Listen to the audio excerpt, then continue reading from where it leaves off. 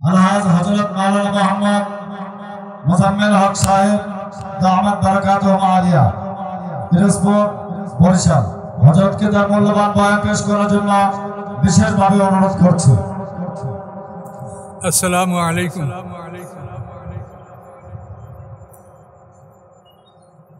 তাফসীর মাহফিলের সম্মানিত সভাপতি,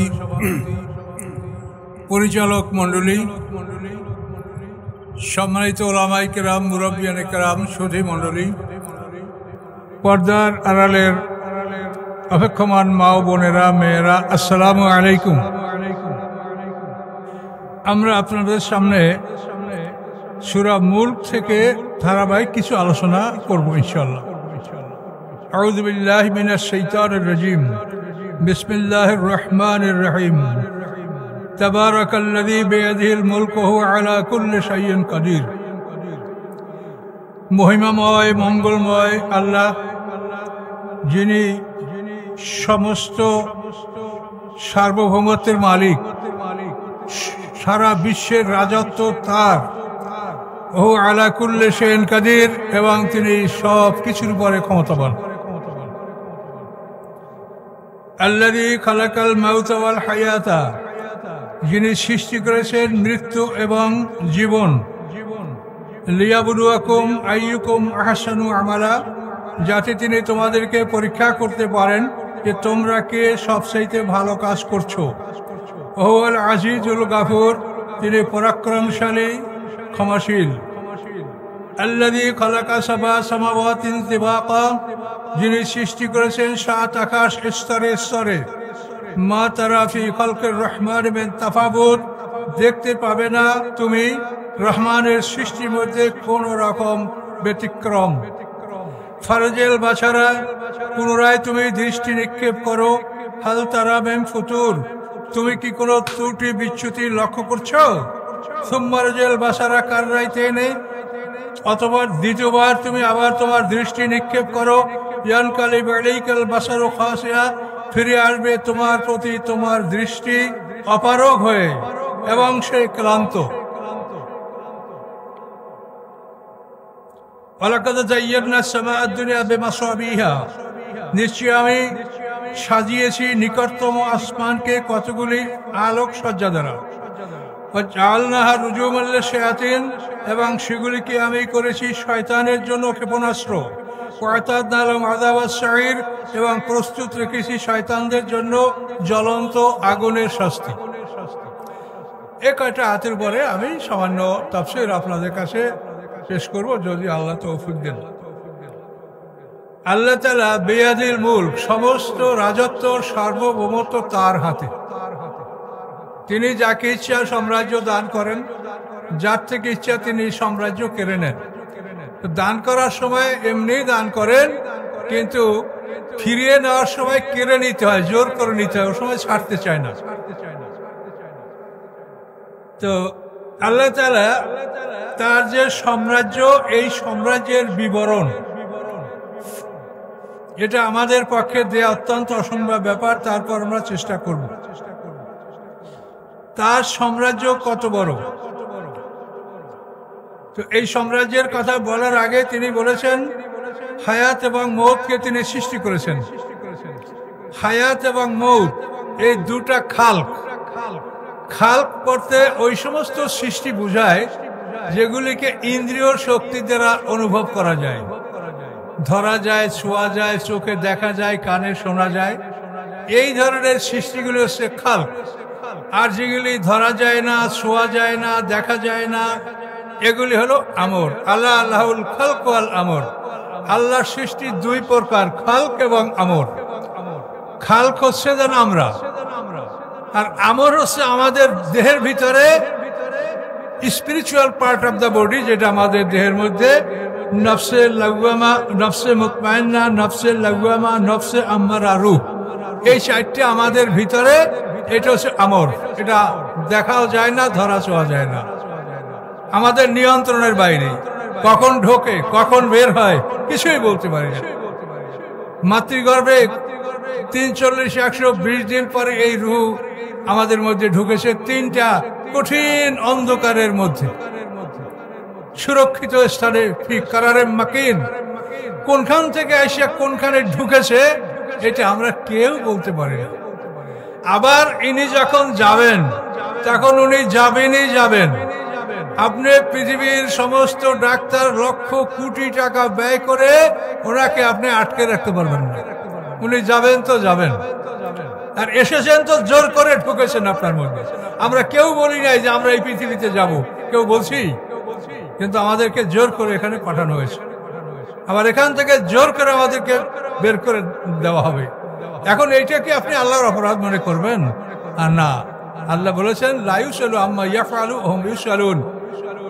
তাকে কোনো জিজ্ঞাসা করার ক্ষমতা কারো নাই। সবাইকে জিজ্ঞাসা করা হবে, কিন্তু আল্লাহকে জিজ্ঞাসা করার কোনো ক্ষমতা আমাদের নাই। তবে যদি আমরা আল্লাহর হুকুম মানে, আদেশ মানে, তা আমরা বড় পুরস্কার লাভ করব। আল্লাহ সত্য বলেন, তিনি কখনো ওয়াদা খেলাপ করেন না। কাজী আল্লাহর আদেশ পালন করলে আমরা লাভবান হব। কিন্তু আল্লাহকে এভাবে আপনি দোষারোপ যদি করেন যে আমরা তো আসিনি এই নিজের ইচ্ছে, আপনি আমাদেরকে ঢুকাইছেন, এখন আমাদেরকে এরকম শাস্তি দিবেন কেন? শাস্তির কারণটা কি শোনেন, তাফসীর খুব ভয়ঙ্কর জিনিস। শাস্তির কারণটা কি? আমাদের শাস্তিটা হবে কেন বলেন? শাস্তির কারণ হলো, এখানেই দেখেন, এই যে এই মাইক, এই সাউন্ড ফাংশনটা যারা এখানে আপনারা ভাড়া করেছেন, তো এরা যদি আপনার ওয়াদা করে প্রতিশ্রুতি মোতাবেক এখানে না আসে, তা আপনাকে শাস্তি দেবেন কিনা বলেন? দেবেন? এইভাবে যে যেখানে অফিসে, আদালতে, স্কুলে, কলেজে, গাড়িতে, যে যেখানে ডিউটিতে আছে, যদি সে ডিউটি না করে তা আপনারা শাস্তি দিবেন কিনা? একটা রেলগাড়িতে আপনারা 1000 লোকের টিকিট করেছেন, যদি এখন ড্রাইভার নাই, তাতে আপনারা মনে করেন যে আমরা মারিয়ে ফেলাবো, ছিঁড়ে ফেলাবো, খাইয়ে ফেলাবো, আমরা এত লোকের টিকিট করছি, তুই নাই কেন? তাহলে এখন আপনি বোঝেন যে দায়িত্ব নিয়ে যদি দায়িত্ব পালন করা না হয় তাহলে সে শাস্তির যোগ্য হয়। কি বুঝতে পারলেন? তো আমাদের সমস্যাটা হলো, আল্লাহ তাআলা তার এই আসমানি কিতাবের আমানত, এই ইন্না আরাদনাল আমানাতা আলাস সামাওয়াতি ওয়াল আরদি ওয়াল জিবালি, আল্লাহ বলেন এই আমানত আকাশ, পৃথিবী, পাহাড়ের উপরে উপস্থাপন করেছি, বলেছি যে তোমরা আমার এই আমানত গ্রহণ করো। আবাইনা আইয়াহমিলনা ওয়া আশফাকনা মিনহা, তারা অস্বীকার করেছে এই আমানত গ্রহণ করতে এবং তারা ভয় পেয়ে গেছে। কিন্তু এরপরে ও হামালাল ইনসান, মানুষ এই আমানত গ্রহণ করেছে। আকাশ পৃথিবী এটা গ্রহণ করে, তারা ভয় পেয়েছে, কিন্তু মানুষ আদম এই আমানত গ্রহণ করেছে। তাহলে এখন আমানত গ্রহণ করেছেন মানে আপনি চাকরি নিয়েছেন, আপনি চাকরি নিয়েছেন। আদম আলাইহিস সালাম বলেছে যে আমি এটা গ্রহণ করলাম। এটা তাফসীর শোনেন, তাফসীরে অনেক কথা, সেগুলি তো সংক্ষেপে বলা যায় না।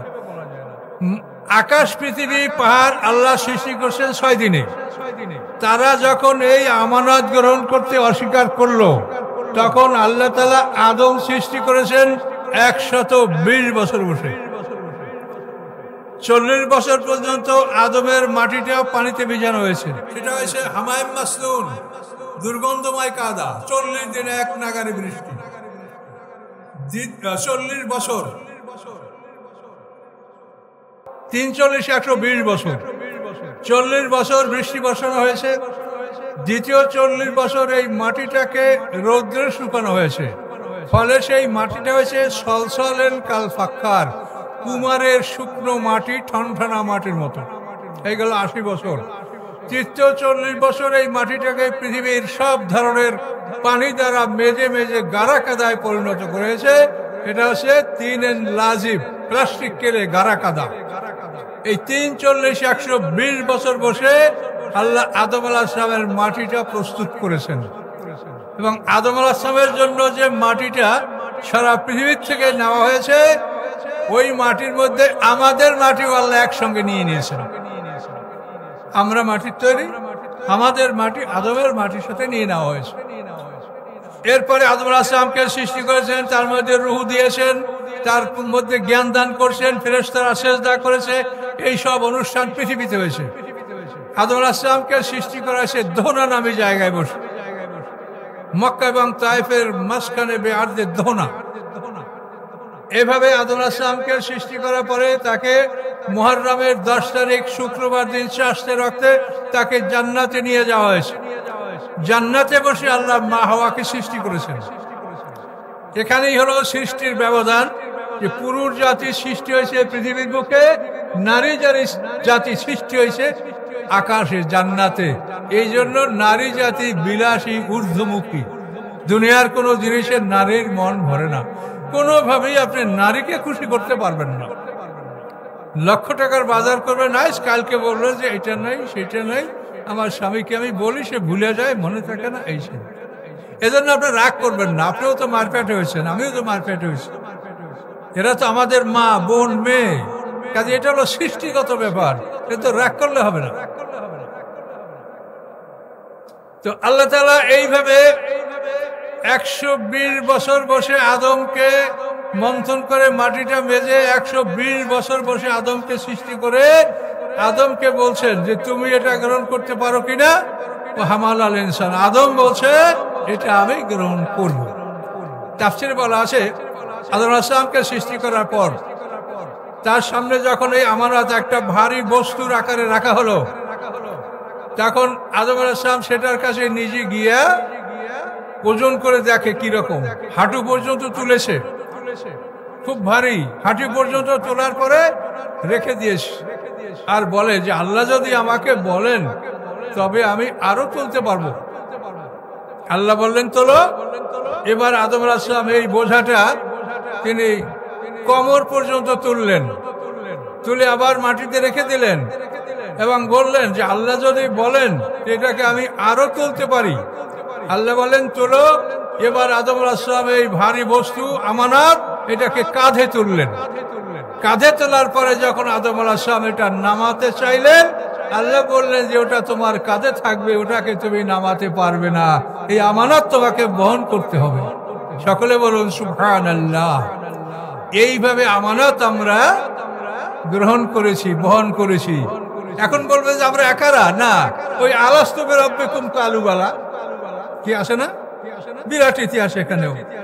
তো ওখানে কিন্তু আমরা আবার ব্যক্তিগতভাবে সবাই স্বীকৃতি দিয়েছি, আলাস্তু বিরাব্বিকুম কালুবালা। তাহলে আদম আলাইহিস সালাম একা স্বীকৃতি দিয়েছে, আর আমরাও পৃথক পৃথক ভাবে স্বীকৃতি দিয়েছি।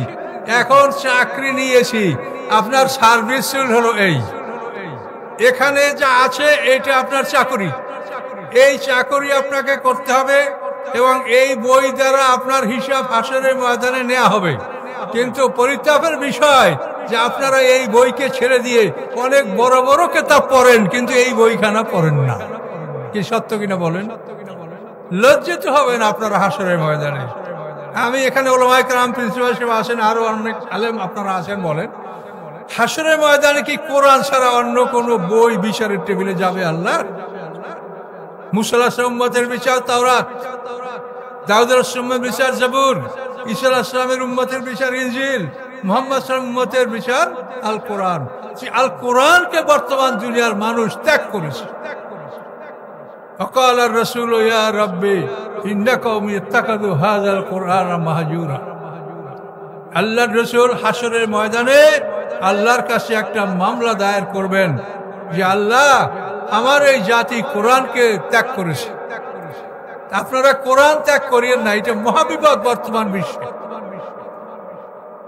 মাদ্রাসায় ছেলেদেরকে 40টা হাদিস মুখস্থ করানো হয় অর্থসহ, কিন্তু আমি বলছি যে আপনার আলামতারা থেকে নাচ পর্যন্ত সূরা কয়টার অর্থ শিখেন। হাদিসকে আপনারা এত গুরুত্ব দিয়ে সিলেবাস করলেন, কোরআন কোথায় আপনাদের? কোরআন কি 1 নম্বর নয়? তাহলে এই কোরআনের গুরুত্ব আজকে আলেমরা ছেড়ে দিয়েছে এবং এটার পিছনে আন্তর্জাতিক ষড়যন্ত্র আছে। কিন্তু এটা আমাদের আলেমরা সরলমনা মানুষ, আলেমওলামারা সরলমনাই হয়ে থাকে, তারা মনে করছেন যে রাসূলের হাদিস, কিন্তু সব হাদিস রাসূলের না, ওর মধ্যে রাসূলের কথা আছে বা বাইরের বাজে কথাও আছে। এই জন্য আপনারা মুক্তি পেতে হলে এই প্রশ্নপত্রের কাছে আসতে হবে। এটা আপনার প্রশ্নপত্র, এই প্রশ্নপত্রে যা আছে আপনি কি করেছেন কি করেন নাই এইটার সাথে আপনার খাতা দেখাবে। এখানে এই স্যাররা আছে, খাতা দেখেন, আপনারা অনেক শিক্ষক আছেন, প্রশ্নপত্র খাতা এই দুইটা পাশাপাশি থাকে। প্রশ্নে কি চাওয়া হয়েছে, খাতায় কি লেখা হয়েছে। এই পৃথিবী পরীক্ষার হল, এই পৃথিবীটা হচ্ছে পরীক্ষার হল। প্রশ্নপত্র আল কোরআন, উত্তরপত্র আপনার গলায় লটকানো আমলনামা। কথা বুঝতে পারছেন আমার? প্রশ্নপত্র আল কোরআন, উত্তরপত্র গলায় লটকানো আমলনামা। এই পৃথিবীটা আপনার পরীক্ষার হল। খাতা দেখবেন আল্লাহ তাআলা, এবং প্রশ্নপত্র বুঝিয়ে দেওয়ার দায়িত্ব মুহাম্মদ রাসূলুল্লাহ সাল্লাল্লাহু আলাইহি ওয়াসাল্লাম পরে। তারপরে এই দায়িত্ব আসে আলেমদের উপরে। আল উলামাও ওয়ারাসাতুল আম্বিয়া, আল্লাহর হাদিস। আর কোরআনেও আল্লাহ বলেছেন, সুম্মা আওরাসনাল কিতাব আল্লাযীনা ইসতাফাইনা মিন ইবাদিনা। নবী রাসূলদের তিরোধানের পরে আমি আমার বাছাইকৃত একদল মানুষকে আল্লাহর আসমানি কিতাবে আমি দায়িত্ব দিয়েছি। এখন এই প্রশ্নপত্র বুঝিয়ে দেওয়ার দায়িত্ব আমাদের। আমরা আপনাদেরকে প্রশ্নপত্র বুঝিয়ে দেব, সেইভাবে আপনি উত্তর দেবেন। উত্তর দিলে আপনার লিখতে হবে না, লিখবে ফেরেশতা। আমি এখন কথা বলছি, এগুলি কি লেখা আমার পক্ষে সম্ভব? আমি লিখতে পারছি না। এটা কিরামান কাতিবিন ফেরেশতা এরা লিখছে। ইন কুল্লু নাফসিন লাম্মা আলাইহা হাফিজ ওয়া ইন্না আলাইকুম লাহাফিজিনা কিরামান কাতিবিনা ইয়ালামুনা মা তাফআলুন মা ইয়ালফিযু মিন কাওলিন ইল্লা লাদাইহি রাকিবুন আতীদ। এই সব আয়াতগুলি একই কথা বলছে যে ওই ফেরেশতারা তোমাদের পাহারাদার এবং তোমাদের লেখক এবং তোমাদের আমলনামা তারা এখানে লিখছে।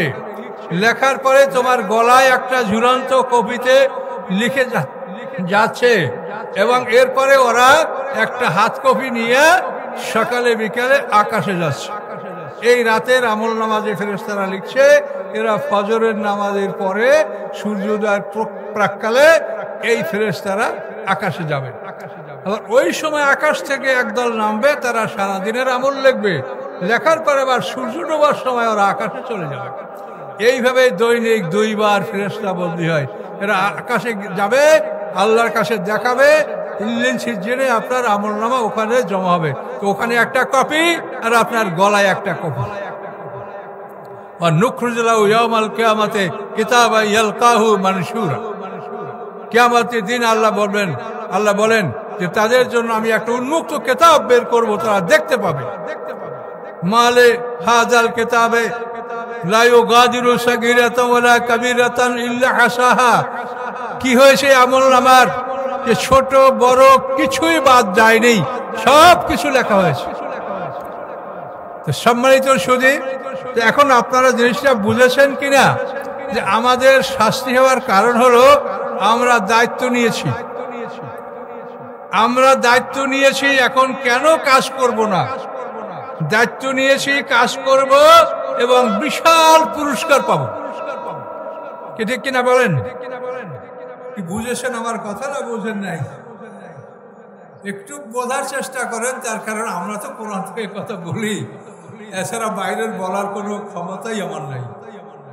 আমার 20 বছর তাফসীর যারা শুনছেন তারাও ভেবে দেখেন আমি কোরআন থেকেই কথা বলেছি, আল্লাহ বলার তৌফিক দিয়েছেন, এখনো বলছি।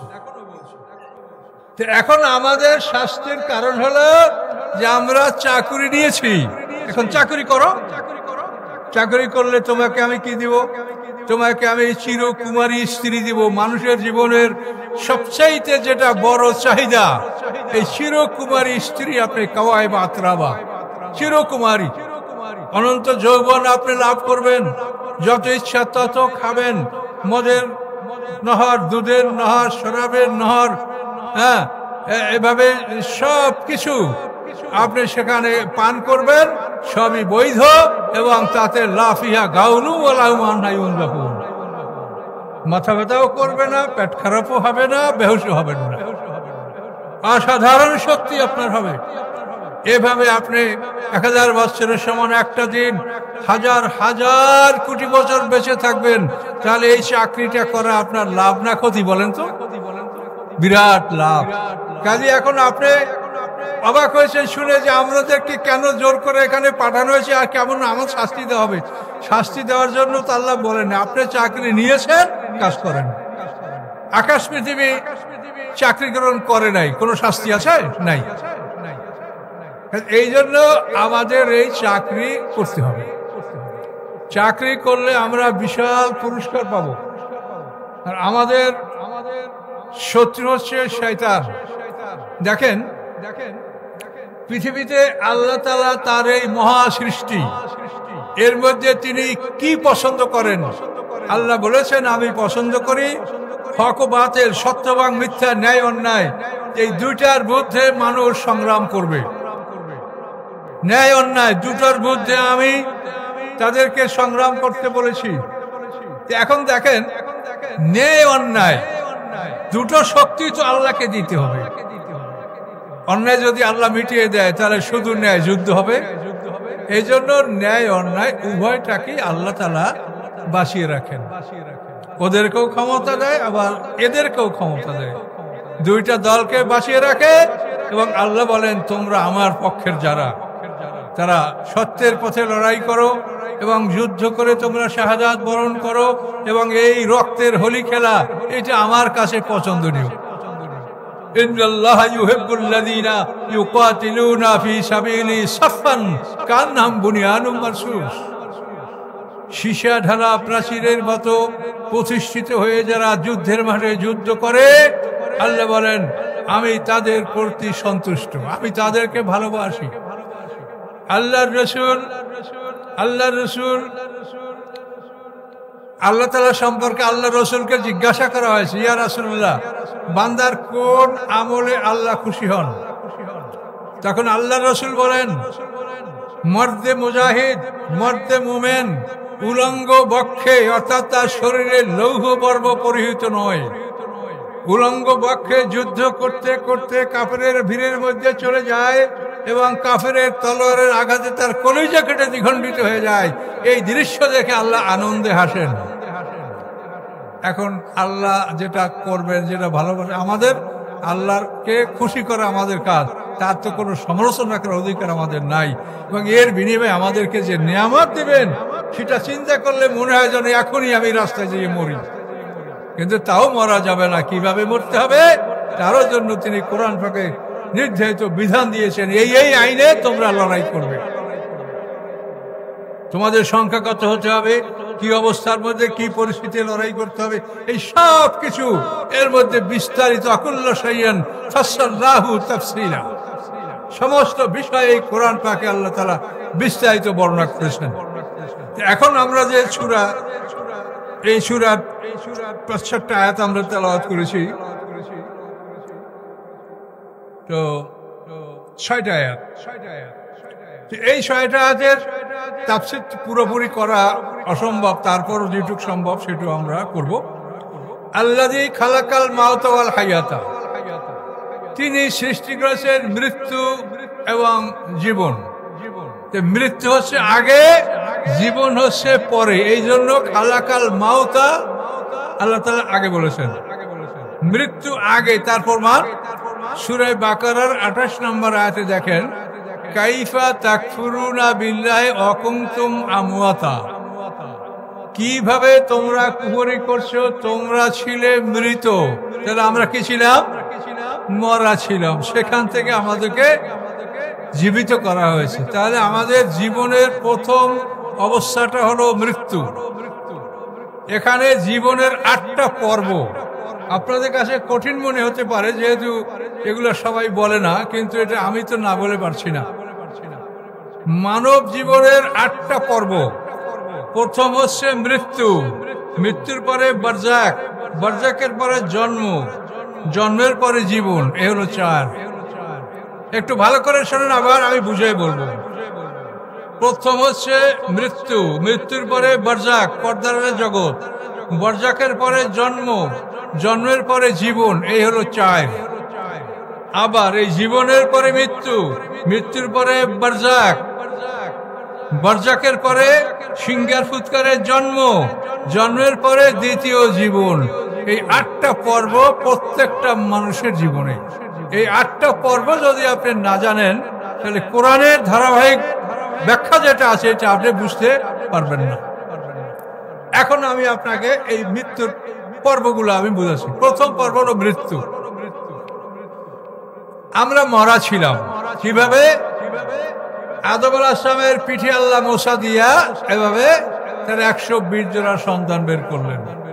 সেই সন্তানের পিঠে মসিয়া দিয়া তাদের সন্তান, তাদের পিঠে মোসা দিয়া হাত বুলাইয়া তাদের সন্তান, এইভাবে আমার হাতে হাত বুলিয়ে আমার সন্তান, আপনার পিঠে হাত বুলিয়ে আপনার সন্তান, কিয়ামত পর্যন্ত যত মানুষ জন্মগ্রহণ করবে সমস্ত মানুষগুলিকে আল্লাহ তাআলা পর্যায়ক্রমে তার পিতার পিঠ থেকে বের করেছেন।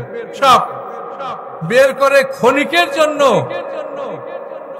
জন্য আল্লাহ তাআলা তাদের মধ্যে জীবন সঞ্চার করে আল্লাহ প্রশ্ন করছেন, আলাস্তু বিরাব্বিকুম, আমি কি তোমাদের রব নই?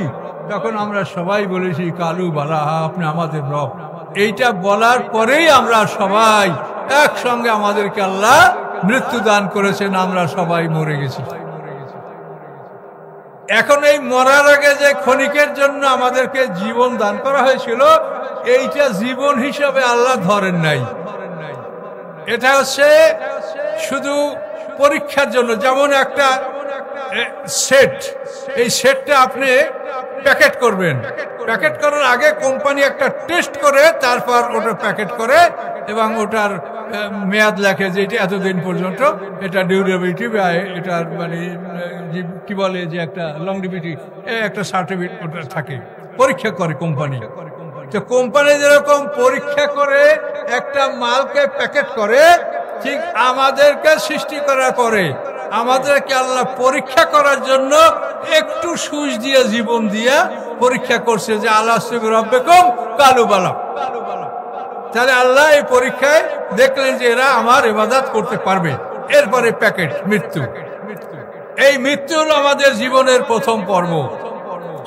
এই মৃত্যু দিয়ে আমাদেরকে আবার যেভাবে বের করা হয়েছিল ওইভাবে আমাকে আমার বাবার পিঠে ঢুকানো হলো, বাবাকে দাদার পিঠে, দাদাকে তাহের পিঠে ঢুকাতে ঢুকাতে সর্বের সবাইকে আদমের পিঠে ঢুকিয়ে দেওয়া হলো। তো এইটা হলো প্রথম মৃত্যু। আলাস্তু বিরাব্বিকুম, এই প্রশ্নের জবাব দেওয়ার পরে আমরা প্রথম মৃত্যুবরণ করেছি। এই মৃত্যুর পরে বরজাক, বরজাক মানে পর্দার আড়ালের জগৎ। কোথায় ছিলাম আমরা কেউ বলতে পারি? আমরা পৃথিবীতে জন্মগ্রহণ করার পরে কি বলতে পারি যে আদম আলাইহিস সালামের সময় আমরা আলাস্তু বিরাব্বিকুম কালু বালা, এই প্রশ্নের জবাব দিয়ে আমরা ছিলাম কোথায়? কেউ বলতে পারি? বলেন, পারি না। এটা হলো বরজাক, পর্দার আড়ালের জগৎ। তাহলে প্রথম হলো মৃত্যু, তারপর হলো বরজাক। এই বরজাকের পরে আমরা দুনিয়াতে জন্মগ্রহণ করেছি। এই জন্মের পরে আমাদের জীবন, এই হলো 4। আবার এই জীবনের সামনে মৃত্যু, মৃত্যুর পরে আমরা পর্দার আড়ালের জগৎ থাকবো, পর্দার আড়ালের জগতে থাকবো ইসরাফিলের সিংহার ফুৎকার পর্যন্ত। সিংহার ফুৎকারে আমরা জীবিত হব, জীবিত হওয়ার পরে আমরা জন্মগ্রহণ করব। এই জন্মগ্রহণ করার পরে আমাদের দ্বিতীয় জীবন শুরু হবে। একটা মানুষের জীবনে 8টা পর্ব, এটা মনে রাখতে হবে। একটা মানুষের জীবন কি? এই জীবনটা কি বলেন? পানি, মাটি, আগুন, বাতাস, এই 4টা পদার্থের দেহ নিয়ে আপনারা সবাই বসে আছেন। আর এর ভিতরে কি আছে? নফসে মুতমান্না, নফসে লাওয়ামা, নফসে আম্মারা, রূহ। এই ভিতরে এই 4টা জিনিস দেখা যায় না, এইটাকে আপনি আমি নিয়ন্ত্রণ করতে পারি না, কেউ পারে না। এই 4টা জিনিস আমাদের ভিতরে আছে। এই 4টা যদি বের হয়ে যায় তা আমার নাম, আপনার নাম লাশ। এই তো জীবন। এখন আল্লাহ বলেন তিনি প্রথমে মৃত্যু সৃষ্টি করেছেন, অর্থাৎ জীবনের প্রথম পর্ব হচ্ছে মৃত্যু। আল্লাযী খালাকাল মাউতা ওয়াল হায়াতা লিয়াবলুয়াকুম, যে তিনি তোমাদেরকে পরীক্ষা করবেন, আইয়ুকুম আহসানু আমালা, তোমরা কে সবচাইতে ভালো কাজ করতে পারো, কত বেশি কাজ করতে পারো এটা কিন্তু আল্লাহ বলে নাই, বলছে কে ভালো করতে পারো। এই পৃথিবীতে কখনোই মুসলমানদের সংখ্যাগরিষ্ঠ, এটা সংখ্যাগরিষ্ঠতা মুসলমান লাভ করতে পারে, মেজরিটি মুসলমানদের হবে না। এটা কোরআন পাকে আল্লাহ বারবার পরিষ্কার করে বলেছেন, আমা আকসারুন নাসি ওয়ালাউ হারাসতা বিমুমিনিন, যে পৃথিবীর অধিকাংশ মানুষের রাসূল আপনি যতই কামনা করেন অধিকাংশ মানুষ মুমিন হবে না। তাহলে পৃথিবীর অধিকাংশ মানুষ যখন মুমিন হবে না, তখন গণতান্ত্রিক পদ্ধতিতে মুসলমানরা কোনদিন আল্লাহর দিন কায়েম করতে পারবে না। কিভাবে দিন কায়েম হবে? আল্লাহ করে তা বলে দিয়েছেন, কাম মিন ফিয়াতিন কালিলাতিন গালাবাত ফিয়াতান কাসীরাতান বিইজনিল্লাহ। বহু ছোট ছোট দল বড় দলের উপরে জয়যুক্ত হয়েছে। কাজে আমাদেরও আল্লাহ তাআলা জয়যুক্ত করবেন, ছোট দল বড় দলের উপরে জয়যুক্ত হবে। এইটা হবে কখন? যখন ইমাম মাহদী আসবে, ঈসা আলাইহিস সালাম আসবে, তাদের সাথে খিজির আলাইহিস সালাম যোগ দিবে, তাদের সাথে আসহাবে কাহফ ঘরের মধ্যে ঘুমিয়েছে তারা যোগ দিবে। এরা সব মিলে, ভালো মানুষ মিলে ছোট দল পৃথিবীর বৃহত্তর দলের মধ্যে যুদ্ধ করবে। তখন আল্লাহর দিন পৃথিবীতে প্রতিষ্ঠিত হবে। গণতান্ত্রিক পদ্ধতিতে কোনোদিন দিন কায়েম হবে না। এই জন্য এখানেও আল্লাহ বলছেন যে আইয়ুকুম আহসানু আমালা, ভালো কাজ করতে পারো, তোমার দল বড় হবে না, মুসলমানদের দল কোনোদিন বড় হবে না, কিন্তু ভালো কাজ করো, ভালো মুসলমান হও, তোমরা অল্প লোকেই তাম পৃথিবী তোমরা জয় করতে পারবে। আল্লাহ তোমাদের সাহায্য করবেন, প্রয়োজন বোধে আল্লাহ ফেরেশতা নামিয়ে দিবেন, কিন্তু ভালো মানুষ হতে হবে, অত্যন্ত বিশুদ্ধ মুত্তাকিন হতে হবে। ভেজাল সহ হলে এদের প্রতি আল্লাহর রহমত আসবে না এবং আল্লাহ ফেরেশতাও তাদের প্রতি নাজেল করবেন না।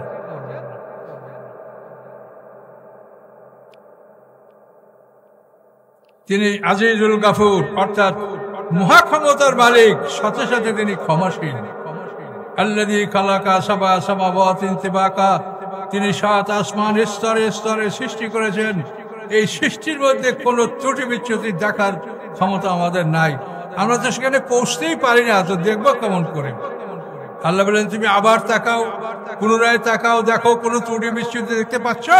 তুমি আবার তাকাও, দ্বিতীয়বার তাকাও, তোমার দৃষ্টি অপারগ হয়ে, ফ্রাস্ট্রেটেড হয়ে, শ্যাটার্ড হয়ে তোমার দৃষ্টি তোমার দিকে ফিরে আসবে, তুমি কিছুই আয়ত্ত করতে পারবে না।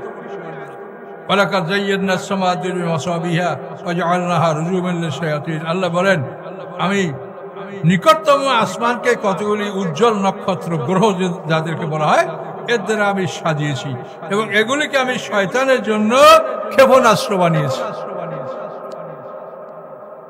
শয়তানরা প্রথমে আদম আলাইহিস সালামের যুগে 7 আসমান পর্যন্ত যেতে পারত, কিন্তু ধীরে ধীরে আল্লাহ তাআলা তাদের ক্ষমতা কমিয়ে দিয়েছেন।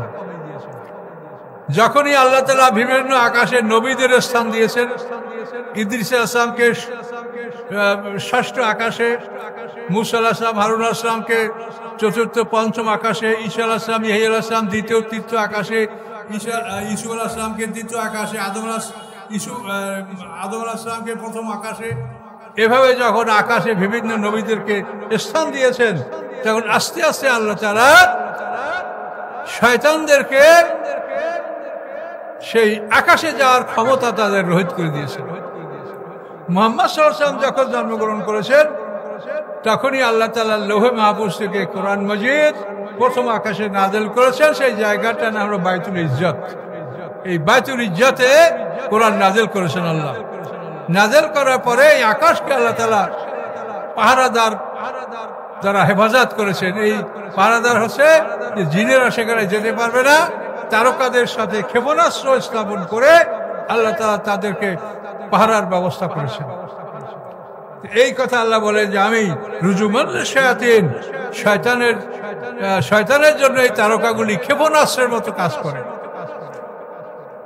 ক্ষেপণাস্ত্র হলো এমন একটা অস্ত্র যে মনে করেন এই টেবিলটা একটা স্টেশন ক্ষেপণাস্ত্রের, তো এই ক্ষেপণাস্ত্রটার পাওয়ার কত? যদি 2000 মাইল পাওয়ার হয়, 2000 মাইল দূরে যদি একটা জাহাজ আসে, তখন এই ক্ষেপণাস্ত্রটা আপনার ইচ্ছে অন হয়ে যাবে, সিগন্যাল দিতে থাকবে। তখন আপনি রাডার দিয়ে দেখবেন যে কোন জাহাজটা আসলো, কার জাহাজ, শত্রুপক্ষের না আমাদের নিজেদের নাকি। যদি আপনি নিশ্চিত হন যেটা শত্রুপক্ষের জাহাজ, তো এই ক্ষেপণাস্ত্র এখান থেকে আপনি ছেড়ে দেবেন, ওই 2000 মাইল দূরে ওকে আঘাত করবে। কোনোভাবে ঘুরে ফিরে ম্যানুভারিং করে সে আত্মরক্ষা করতে পারবে না। এই যন্ত্র হলো রুজুম, এটাকে ক্ষেপণাস্ত্র বলা হয়। তো আল্লাহ তাআলা তারকার সাথে শয়তানকে মারার জন্য এই ক্ষেপণাস্ত্র স্থাপন করেছেন, এই কথা আল্লাহ তাআলা এখানে বলেছেন। সম্মানিত সুধী, আকাশকে আল্লাহ তাআলা কিভাবে সাজিয়েছেন এটা একটা বিরাট ব্যাপার। এই যে মহাকাশ আমরা দেখতে পাচ্ছি, এই আকাশের যে ফাঁকা জায়গাটা, এটা সব ভাগ ভাগ করে দেওয়া। আমাদের পৃথিবীর গ্র্যাভিটি যতখানি পর্যন্ত দূরে, অতখানি পর্যন্ত এই স্পেস ফাঁকা জায়গা, এটা পৃথিবী। এরপরে যে গ্রহ বা নক্ষত্র আছে তার জন্য ওই রকম বিশাল জায়গা। বিজ্ঞানীরা বলেছেন একটা তারকার থেকে আর একটা তারকার দূরত্ব 6 পিঠে 12 শূন্য মাইল, এবং এই দুইটা দূরত্ব দুইটাকে ভাগ করে দেওয়া। এটার অর্ধেক এটাই পাবে, অর্ধেক আর একটাই পাবে। এইভাবে মহাকাশে যত তারকাগুলি, এই তারকাগুলির বাড়িতে মহাকাশটা ভাগ করে দেওয়া, কোনো জায়গায় একটু ফাঁকা নাই। মার্মানিক পিকচার বলেছেন বুরুজ শব্দের অর্থ হলো ম্যানশন অফ স্টার্স, তারকাদের বড় বড় বাড়ি। আপনার বাড়ি যদি 5 বিঘা হয়, তা ঘরটা মনে করেন 5 কাঠা, আর সব জমিটা আপনার বাড়ি। ওই রকম এই পৃথিবী, তার 4 সাইডে অনেক জমি ফাঁকা, এটা পৃথিবীর জন্য বরাদ্দ। এর মধ্যে যা কিছু আসবে পৃথিবীর বুকে সেটা পড়বে। এইভাবে প্রত্যেকটা গ্রহ নক্ষত্রের জন্য আল্লাহ তাআলা মহাকাশের সমস্ত জায়গাগুলি ভাগ ভাগ করে তাদেরকে দিয়ে দিয়েছেন। মহাকাশের কোনো জায়গা ফাঁকা নাই। সকলে জোরে বলুন সুবহানাল্লাহ। এই মহাশক্তিমান আল্লাহ, আল্লাহর এই মহাশক্তি আমাদের জন্য আল্লাহ উপস্থাপন কেন? তিনি একটা কথাই বুঝাতে চান যে আমার এই ক্ষমতা তোমরা দেখতে পাচ্ছ, তো মরার পরে কি আমি তোমাদেরকে পুনরায় জীবিত করতে পারবো না? তোমরা তো বিশ্বাস করছো না যে আমি তোমাদের বিচার করবই করব। যদি আখিরাত না থাকে তাই সৃষ্টিটা হবে একটা জুলুম।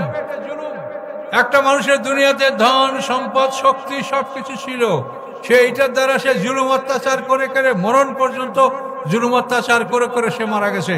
এখন পরকালে যদি বিচার না থাকে তো ওই লোকটাই তো জিতে গেল। কাজী না, পরকালে আল্লাহ তাআলা তিলে তিলে বিচার করবেন।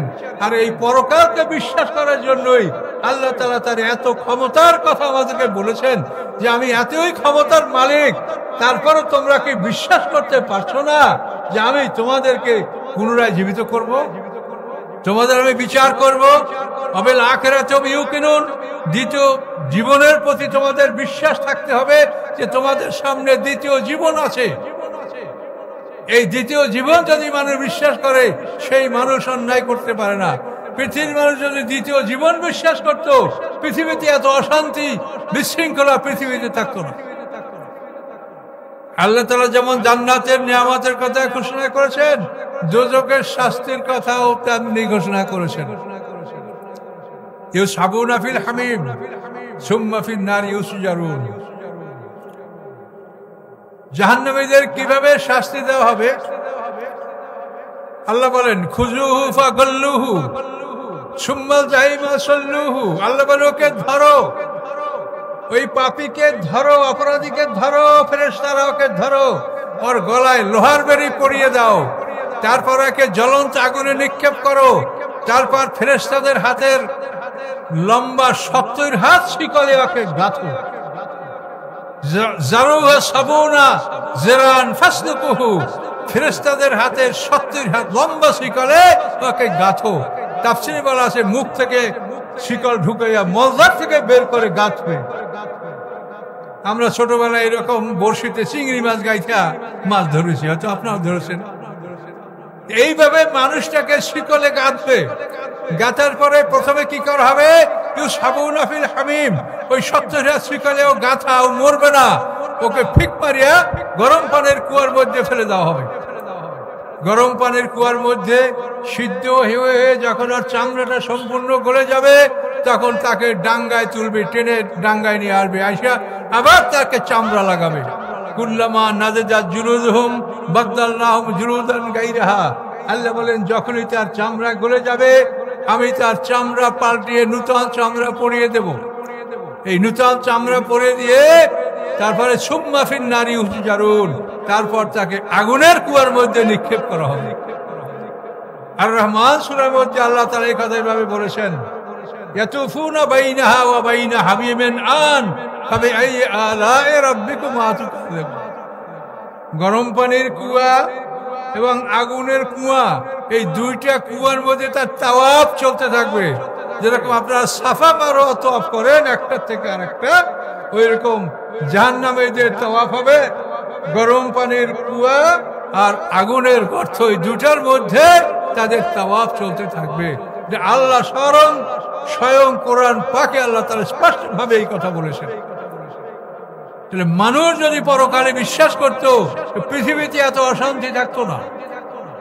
মানুষ মানুষের ধন সম্পদ হরণ করে, কিভাবে মানুষ মেরে মেরে মানুষের থেকে টাকা পয়সা আদায় করা হয়, পৃথিবীর বিভিন্ন খবরাখবর আপনারা দেখতে পাচ্ছেন। মানুষকে মেরে কিভাবে নির্যাতন করে, অত্যাচার করে, মানুষকে আবদ্ধ করে তাদের থেকে টাকা পয়সা আদায় করা হচ্ছে। তোরা কি মরবি না? তোরা এই টাকা পয়সা আদায় করে অমর হয়ে থাকবি? কতদিন বাঁচবি পৃথিবীতে বল? কতদিন বাঁচবি তুই যে পরে এত বড় জুলুম করছো? যদি পরকালে বিশ্বাস না করার কারণে পৃথিবীতে অশান্তি। আর আল্লাহ তাআলা তার মহাশক্তির কথা কোরআনে বিভিন্ন ভাবে ঘোষণা করছেন, এই জন্যই যে আমার শক্তি দেখো যে আমি কি পারি। তোমার মতো মানুষ, আমি তোমাকে সৃষ্টি করেছি, তুমি কোথায় ছিলে? তোমাকে যেমন আমি মাটির থেকে সৃষ্টি করেছি, তুমি মাটিতে হারিয়ে যাবে, এই মাটির থেকে আমি আবার তোমাকে আমি বের করব। কোথাও লুকিয়ে তুমি থাকতে পারবে না। ইসরাফিল আসলামের সিংহার ফুৎকারে তোমাদেরকে আমি বাইর করব। এই সিংহার ফুৎকার যখন হবে, এই সিংহার ফুৎকার কখন হবে? আমাদের সামনে আল্লাহ সেটা আমাদের কত দেখাবেন না, আল্লাহ যেন নাই দেখান। এখন আমাদের সামনে কিয়ামতের বড় বড় 10টা আলামত আসবে। কিয়ামতের বড় বড় 10টা আলামত। ঈসা আলাইহিস সালাম আকাশ থেকে নামবেন, ইয়াজুজ মাজুজ বের হবে, দাজ্জাল বের হবে, দাব্বাতুল আরদ বের হবে, পশ্চিম দিক থেকে সূর্য উঠবে, পৃথিবীতে 3টা ভূমিধস হবে, এডেন থেকে একটা আগুন বের হবে, তারপরে পৃথিবীতে মানে ধূম্রকুণ্ডলী গ্যাসীয় পদার্থ প্রকাশ পাবে। এই 10টা আলামত কিয়ামতের প্রকাশ পাবে। সর্বশেষ আলামত দুটো হলো দাব্বাতুল আরদ, সাফা পাহাড় থেকে একটা প্রাণী বের হবে গরুর মতো, দাব্বাতুল আরদ। আব্দুল্লাহ ইবনে আব্বাস রাদিয়াল্লাহু তাআলা লাঠি দিয়া সাফা পাহাড় এরকম লাঠি দিয়ে খটখট করেন আর বলেন যে আমার এই লাঠির আওয়াজ এই দাব্বাতুল আরদ শুনতে পাচ্ছে, এটার মধ্যে দাব্বাতুল আরদ আছে। এই আখরাজালাম দাব্বাতাম মিনাল আরদ কোরআনের আয়াত। এই দাব্বাতুল আরদ যেদিন বের হবে সেদিনই পশ্চিম দিক থেকে সূর্য উদয় হবে। এই 2টা আলামত প্রকাশ হয়ে যাওয়ার পরে তওবা বন্ধ হয়ে যাবে, আর কোনো মানুষের তওবা কবুল হবে না। এরপরে 100 বছর পৃথিবী থাকবে। এই কাফের বেঈমানরা যেমন ইচ্ছে তেমন পৃথিবীতে জীবন যাপন করবে। এরপরে আল্লাহ তাআলা আদেশ করবে, ইসরাফিল সিংহা মুখী নিয়ে দাঁড়িয়ে আছে। আল্লাহর রাসূল যখন মেরাজে গেছেন তখন দেখেন ইসরাফিল সিংহা মুখী নিয়ে দাঁড়িয়ে আছে। আল্লাহ রাসূল তাকে সালাম দিলেন। এখন মুখের সিংহা সালামের জবাব কি করে দিবেন? দিতে পারছেন না। আল্লাহ রাসূল আবার সালাম দিলেন, 3য়বার সালামের জবাব ইসরাফিল দিলেন এবং আল্লাহ রাসূলের কাছে ক্ষমা চাইলেন, ইয়া রাসূলুল্লাহ, আপনার জন্মের খবর শুনে সেই দিন আমি সিংহা মুখে নিয়েছি, আর আজকে আপনার সালামের জবাব দেওয়ার জন্য আমি আল্লাহর কাছে অনুমতি নিয়ে এই সিংহাটা মুখ থেকে নামিয়ে আপনার সালামের জবাব দিয়েছি। ইয়া রাসূলুল্লাহ, আপনি ক্ষমা করেন আমার বেয়াদবির কথা। এই ইসরাফিল সিংহা মুখী নিয়ে দাঁড়িয়ে আছে কেন? আমা আমরুস সাআতি ইল্লা কালামহিল বাসার। যে সিংহার ফুৎকারটা চোখের পলকের মধ্যে ঘটবে, চোখের পলক। এই জন্য সিংহা মুখী নিয়ে দাঁড়িয়ে আছেন যে আল্লাহ আদেশ করলে যেন আমার ফুঁক দিতে বিলম্ব না হয়। এই সিংহার ফুৎকার প্রত্যেকটা মানুষ মনে হবে যে আমার বাড়ি থেকে এই বাঁশির আওয়াজ বেজে উঠেছে। মানুষেরা হাটে বাজারে বিভিন্ন জায়গায় কাজে কর্মে ছড়িয়ে ছিটিয়ে থাকবে, ভাতের লোকমা হাতে তুলবে, মুখে দিতে পারবে না। দোকানে একটা কাপড় দেখছে বেচা কেনার জন্য, কাপড়টা ভাঁজ করতে পারবে না। ইতিমধ্যে সিংহের ফুৎকার বেজে উঠবে, আস্তে আস্তে প্রবল থেকে প্রবল হবে। এই সিংহের ফুৎকারে সমস্ত জীব জানোয়ার পশু ভয়তে একত্রিত হয়ে যাবে। এরপরে তারা বেহুশ হবে, এরপরে তাদের মৃত্যু হবে, নারীদের গর্ভপাত হয়ে যাবে, দুগ্ধদানকারী মা তার সন্তানকে আশা দিয়ে ফেলে দিবে। এইভাবে একটা ভয়ঙ্কর অবস্থার মধ্যে শেষ পর্যন্ত এই সিংহার ফুৎকার 40 বছর স্থায়ী থাকবে। এর মধ্যে সব প্রাণী মারা যাবে। মারা যাওয়ার পরে এখানেই ক্ষান্ত নয়, মারা যাওয়ার পরে তাদের দেহগুলি চূর্ণ বিচূর্ণ হয়ে যাবে, রেজা রেজা হয়ে যাবে, এবং বালু কণার মতো সেগুলা পানি, মাটি, আগুন, বাতাস, এই 4টা পদার্থ থেকে আমাদের সৃষ্টি। এই 4টা পদার্থের সাথে এগুলা মিশে ঘুরপাক খেতে থাকে। পৃথিবীর বহু মানুষের দেহ পৃথিবীর বিভিন্ন অঞ্চলে ছড়িয়ে ছিটিয়ে আসে। তো এই সিংহার ফুৎকারে 2টা কাজ হবে। একটা কাজ হলো বিক্ষিপ্ত দেহগুলি সিংহার ফুৎকারে এভাবে ঘুরে ঘুরে পানি, মাটি, আগুন, বাতাস ঘুরপাক খেয়ে খেয়ে দেহটা একত্রিত হয়ে যাবে। আর যাদের দেহগুলি সলিড, নবী রাসূল, শহীদ, এদের জীবনটা সলিড, দেহটা সলিড, এদের দেহ সেদিন ভেঙে ঘুরে ঘুরে করে ফেলানো হবে। তার কারণ হাসরের ময়দানে প্রত্যেকটা প্রাণী ওই রকমই উঠবে যেরকম সে মায়ের পেট থেকে ভূমিষ্ঠ হয়েছে। গরুর বাচ্চা, মুরগির বাচ্চা, হাঁসের বাচ্চা, পৃথিবীতে যত প্রাণী দেখেন সবাই হাসর হবে। কাজেই কোন মানুষ, এই যে আমাদের ফরেন বডি, যেটা বাইরের দেহ, এই ফরেন বডি আমাদের কারো হাসরের ময়দানে উঠবে না। জন্মগতভাবে আমরা যেটুক দেহ নিয়ে জন্মগ্রহণ করেছি, কামা বাদাকুম তাউদুন, আল্লাহ বলেন প্রথম যেভাবে তোমাদেরকে সৃষ্টি করা হয়েছে, দ্বিতীয়বার তোমাদেরকে ওভাবেই সৃষ্টি করা হবে। এই জন্য গোটা দেহগুলি ভেঙে চুরমার করে ফেলা হবে, এবং দেহ থেকে আমাদের দেহের মধ্যে গরু, ছাগল, হাঁস, মুরগি যত অংশ আছে এগুলি বের হয়ে ওই প্রাণীগুলি ছোট ছোট সৃষ্টি হবে। আমরাও ছোট, আজই সবাই ছোট হবে। সিংহকে গুড়া গুড়া করে তার থেকে সব হরিণ বের করে ফেলানো হবে। সিংহ ওই রকম বিড়ালের বাচ্চার মতো হবে। এভাবে হরিণগুলিও ছোট ছোট পয়দা হবে। এইভাবে হাসরের ময়দানে সমস্ত প্রাণীগুলি ছোট্ট এবং উলঙ্গ, যেরকম আমরা মায়ের পেট থেকে ভূমিষ্ঠ হয়েছি, সবাই এভাবে ছোট্ট এবং উলঙ্গ আমরা হাসরের ময়দানে উঠবো। কিন্তু একটা ব্যতিক্রম, সেটা হলো আদম, হাওয়া, এই 2টা মানুষ ছোট্ট উঠবে না, উলঙ্গ উঠবে না। তার কারণ কোরআনে আল্লাহ কি বলেছেন? কামা বাদাকুম তাউদুন, প্রথমবার যেভাবে সৃষ্টি করা হয়েছে পুনরায় তোমাদেরকে ওভাবেই সৃষ্টি করা হবে। তা আদম হাওয়াকে আল্লাহ তাআলা ছোট্ট উলঙ্গ মায়ের পেট থেকে তৈরি করে নাই, আল্লাহ হাত দিয়ে বানাইছে। মা হাওয়াকে আল্লাহ তাআলা জান্নাতে বসে আদমের পাঁজর হাড্ডি থেকে বানাইছে। আদম আলাইহিস সালামকে আল্লাহ তাআলা মাটি দিয়ে একটা পূর্ণাঙ্গ দেহ বানিয়েছেন। আদম হাওয়া 2টা মানুষ, পোশাক পরা বড়, এই 2টা মানুষ উঠবে। পৃথিবীর আর সমস্ত মানুষ ছোট্ট এবং উলঙ্গ উঠবে সব। তখন মানুষ দেখতে পাবে এই 2টা মানুষ আমাদের মা বাবা। আমরা হিন্দু, খ্রিস্টান, বৌদ্ধ পৃথিবীতে যত মারামারি, কাটাকাটি, হানাহানি করেছি সব আমরা ভুল করেছি। এই 2টা মানুষ আমাদের পিতামাতা। হ্যাঁ, ইয়া আইয়ুহান নাস ইন্না খালাকনাকুম মিন যাকারিন ওয়া উনসা, হে মানব সকল, আমি তোমাদের একটা পুরুষ একটা নারী হতে তোমাদের সবাইকে আমি সৃষ্টি করেছি। এইভাবে হাসরের ময়দানে আমরা সব উঠবো ছোট্ট এবং উলঙ্গ।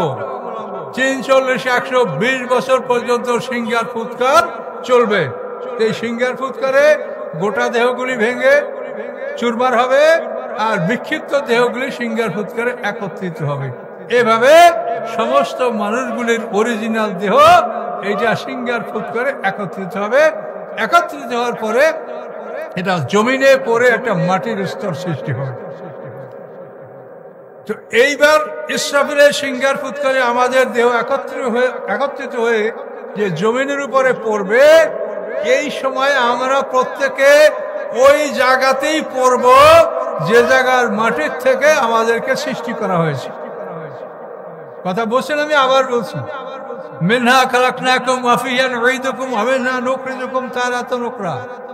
এই মাটি হতে তোমাদেরকে সৃষ্টি করেছি, এই মাটিতে তোমাদেরকে ঢুকাবো, এই মাটির থেকে তোমাদেরকে বের করব। এখন আমাকে কোন মাটি দ্বারা সৃষ্টি করা হয়েছে ইসরাফিলের সিংহার ফুৎকারে আমি ঘুরপাক খেতে খেতে আমার দেহটা যখন একত্রিত হবে, তখন আমাকে ওইখানেই ফেলানো হবে যেখানের মাটি দ্বারা আমাকে সৃষ্টি করা হয়েছে। সকলে জোরে বলুন সুবহানাল্লাহ। দুনিয়ায় তো আমরা যেখান থেকে সৃষ্টি হয়েছি সেখানে আমাদেরকে মাটি দিতে পারছে না, পারছে? একটা কবর হাজার হাজার কবর হচ্ছে। কাজে আমরা যেখান থেকে সৃষ্টি হয়েছি সেইখানে আমরা করব।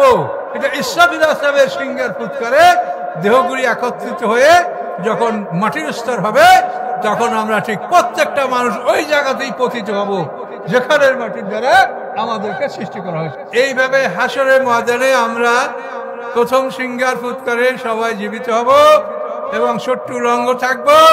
এরপরে হাসরের ময়দানে আমরা বড় হব। হাসরের ময়দানে 70 বছর পার হয়ে যাওয়ার পরে আল্লাহ তাআলা বিচারের সিংহাসন নিয়ে আল্লাহ তাআলা মাঠে আসবেন। সম্মানিত সুধী, আমরা হাসরের ময়দানে ওঠার পরে প্রথম সিংহার ফুৎকার এভাবে যাবে, আমরা সবাই জীবিত হয়েছি, প্রাণ লাভ। 40 বছর বিরতি থাকবে। তো এই 40 বছর বিরতি থাকবে। তো এই 40 বছরের মধ্যে আল্লাহ তাআলা কি করবেন? ইসরাফিলের সিংহার মধ্যে সমস্ত পৃথিবীর জীব জানোয়ারের নফস এবং রূহ প্রাণগুলি সিংহার মধ্যে আল্লাহ ঢুকে রাখবেন। এই 40 বছর পর্যন্ত সিংহার ফুৎকার চলার পরে সিংহার ফুৎকার বন্ধ হবে। বন্ধ হওয়ার পরে 40 বছর বিরতি থাকবে। বিরতির পরে দ্বিতীয় সিংহার ফুৎকার শুরু হবে। এখন এই প্রথম সিংহার ফুৎকারে আমরা মাটির দেহটা একত্রিত দেখতে পাইলাম, তাই না? মাটির দেহটা একত্রিত হলো, আমরা যেখান থেকে সৃষ্টি ওইখান থেকে ফেলাই দেওয়া হলো। এভাবে আমরা আছি। এখন থাকার পরে এখন আসেন এই সিংহার ফুৎকারে মরবে কারা, মরবে না কারা? ফাফাযা মান ফিস সামাওয়াতি ওয়া মান ফিল আরদি ইল্লা মান শা আল্লাহ। আকাশ পৃথিবী যারা আছে সবাই বেহুশ হবে, সবাই ধ্বংস হবে, আল্লাহ যাদেরকে চাবেন না তারা ছাড়া। তো এই সিংহার ফুৎকারে সমস্ত মানুষ মরবে, সমস্ত জিন জাতি মরবে, সাধারণ ফেরেশতারা মরবে, প্রধান ফেরেশতারা মরবে না, আরশ বহনকারী 8 জন ফেরেশতা মরবে না, তারপরে প্রধান 4 ফেরেশতা মরবে না, আর সবাই মারা যাবে। আল্লাহ তাআলা আজরাইলকে জিজ্ঞাসা করবেন, এ আজরাইল কে কে আছে বলো। আজরাইল বলবে যে আল্লাহ আপনি ভালো জানেন, এই আমরা প্রধান 4 ফেরেশতা আছি, জিবরাইল, মিকাইল, মালাকুল মউত, সিংহার ফেরেশতা, এই 4 জন, আর আমরা আরশ বহনকারী 8 জন, এই আমরা আছি, আর কেউ নাই। আল্লাহ বলবেন, এই তোমাদের কোনো আমাদের প্রয়োজন নাই। ইসরাফিল, তুমি তোমার সিংহাটা আমার আরশ করে রেখে তুমি মরো। মিকাইল মরো, আজরাইল মরো, সর্বশেষ জিবরিল সবচেয়ে বড় ফেরেশতা, তাকে বলবেন, এ জিবরিল কে আছে? জিবরিল বলবে, আল্লাহ আমি আছি, আমি থাকবো না, আমি আপনার হুকুমে এখনই মারা যাব। এই বলে জিবরিল আমি আল্লাহর আরশের সামনে সেজদায় লুটিয়ে পড়বে। তার অসংখ্য পাখা, তার কোন বর্ণনা আছে যে তার 4000 পাখা, এই পাখাগুলি সে ঝাপটাতে থাকবে মৃত্যুর যন্ত্রণায়, এবং আস্তে আস্তে ঝাপটাতে ঝাপটাতে জবে করা প্রাণীর মতো ছটফট করে করে জিবরিল আমিন ওখানে মারা যাবে। মারা যাওয়ার পরে ওই সময় যে আল্লাহ কোরআনে কি বলেছেন, কুল্লু মান আলাইহা ফান, কুল্লু মান আলাইহা ফান, এই মহাবিশ্বের যত সৃষ্টি আমার, এই বিশ্বে যত সৃষ্টি এরা সব ধ্বংস হবে। ওয়াইয়াবকা ওয়াজহু রাব্বিকা যুল জালালি ওয়াল ইকরাম, একমাত্র আপনার রবের অস্তিত্ব থাকবে, আর সবাই মারা যাবে। এইভাবে এই ফেরেশতারা মারা যাবে, আরশ বহনকারী ফেরেশতাও মারা যাবে, একমাত্র আল্লাহর হুকুমে সব কিছু কায়েম থাকবে। এবং আল্লাহ তখন প্রমাণ করবেন যে এই ফেরেশতারা যারা আমার আছে, এরা আমার কোনো কাজে সহযোগিতা করে না, এরা আমার কোনো কাজে সাহায্য করে না, বরং এটা আমার শান যে আমি মহাবিশ্বের মহামালিক। কাজে আমার এই রাজত্ব পরিচালনার জন্য আমি কোটি কোটি ফেরেশতা নিয়োগ দিয়ে রেখেছি বিভিন্ন জায়গায়, কিন্তু এদের কোনো সাহায্য আমি নেই না, বরং এরা কোনো ভুল ত্রুটি করতে লাগলে আমি সেটা তাদেরকে সংশোধন করি। আমি এই ক্ষমতার মালিক আল্লাহ। এইভাবে প্রথম সিংহার ফুৎকারে সব মারা যাবে। মারা যাওয়ার পরে 40 বছর বিরতি। এই সময়ের মধ্যে আল্লাহ তাআলা সমস্ত মানুষের প্রাণী, মানে যে নফস এবং রূহ, এগুলি ইসরাফিলের সিংহের মধ্যে ঢুকাই দেবে। 40 বছর পার হয়ে যাবে। এই সময়ের মধ্যে আল্লাহ তাআলা প্রধান এই ফেরেশতাদেরকে জীবিত করবেন, আরো বহনকারী ফেরেশতাদেরকে আল্লাহ জীবিত করবেন। জীবিত করে ইসরাফিলকে বলবেন, ইসরাফিল তুমি সিংহা মুখে লাও। আবার ইসরাফিল আসলাম সিংহা তুলে মুখে নিবে। এবার ইসরাফিল আসলামকে আল্লাহ বলবেন ফুঁক মারো। এবার যখন ফুঁক মারবে তখন আমাদের প্রথম যে পদার্থের দেহটা, পানি মাটি আগুন বাতাসের দেহটা তৈরি হয়েছিল, ওই দেহের মধ্যে এবার আমাদের নফস এবং রূহগুলি ঢুকবে। এইগুলি যখন এর মধ্যে ঢুকবে, ঢোকার পরে আমরা এই মাটির মধ্যেই এগুলো ঢুকবে, তখন মাটির মধ্যে আমরা জীবিত হয়ে যাব। যেরকম প্রথমবার আমরা মায়ের পেটের মধ্যে জীবিত হয়ে গিয়েছিলাম, এখন দ্বিতীয়বার আমরা জন্মার আগে মাটির মধ্যে আমরা সবাই জীবিত হয়ে যাব। মাটির মধ্যে আমাদের পদার্থের দেহ, ওই দেহের মধ্যে নফস রূহ ঢুকে যাবে। সিংহার ফুৎকার শেষ হয়ে যাবে, সকল প্রাণীগুলি তাদের নফস এবং রূহ লাভ করবে। লাভ করার পরে এরপরে আল্লাহ তাআলা এই পৃথিবী 40 বছর সিংহার ফুৎকার শেষ হবে, আল্লাহ তাআলা পৃথিবীর বুকে এক পশলা বৃষ্টি বর্ষাবেন। এই বৃষ্টির ফলে মাটিটা নরম হবে, ফেটে যাবে। মাটি ফুটে ফুটে ফেটে ফেটে আমরা সব মানুষগুলি আমরা হাসরের বাজারে ছোট্ট এবং উলঙ্গ বের হয়ে পড়ব। এবং সেই সময় শুধুমাত্র আদম হওয়া ছাড়া সমস্ত মানুষগুলি ছোট্ট এবং উলঙ্গ থাকবে। এই হাসরের ময়দানে ধীরে ধীরে আমরা বড় হব এবং হাসরের ময়দানে আমাদেরকে পোশাকের ব্যবস্থা করা হবে। যে যে পোশাক পরা আমরা যোগ্য, তাকে সেই পোশাক দান করা হবে। হাউজে কাউসারের পানি পান করার ব্যবস্থা করা হবে। এই সময়তে হাউজে কাউসারের পানি পান করানো হবে। আমাদের গলায় তো আমলনামা ঝুলানো আছে। আমরা যখন মরি তখন আমাদের আমলনামাটা গলায় থাকে, আমলনামাটা নষ্ট হয় না। বিধর্মীরা যখন তাদের লাশ পোড়ায় তখন এই আমলনামাটা পুড়ে যায় না। কুমিরে খাক, শিয়ালে খাক, মানুষ যেভাবেই ধ্বংস হোক, তার গলার আমলনামাটা নষ্ট হয় না। এই যে বিমানের ব্ল্যাক বক্সের মতো এই আমলনামাটা, এটা নষ্ট হয় না। এটা গলায় আমাদের থাকবে, এটা থাকে। এবং এই আমলনামা নিয়েই হাসরের ময়দানে আমরা সব উঠব। সবার গলায় আমলনামা ঝুলতে থাকবে। কোরআন পাকে আল্লাহ বলেন, অকুল্লা ইনসানিন আলজামনাহু তায়রাহু ফি উনুকিহি, প্রত্যেকটা মানুষের গলায় তার উড়ন্ত পাখি অর্থাৎ আমলনামা তার গলায় ঝুলতে থাকবে। এই আমলনামাটা কেন গলা থেকে খোলা হয় না? তার কারণ হলো যে আমরা মরে যাওয়ার পরে আমরা কিছু করতে পারছি না, কিন্তু আমলনামাটা যদি আমাদের গলায় থাকে আর আমাদের সন্তানরা যদি আমাদের দোয়া করে, এই দোয়াটা যদি আল্লাহ মঞ্জুর করেন, তো আল্লাহ তাআলা এটা আমাদের আমলনামায় ফেরেশতাদের মাধ্যমে এটা জমা করে দিতে পারেন।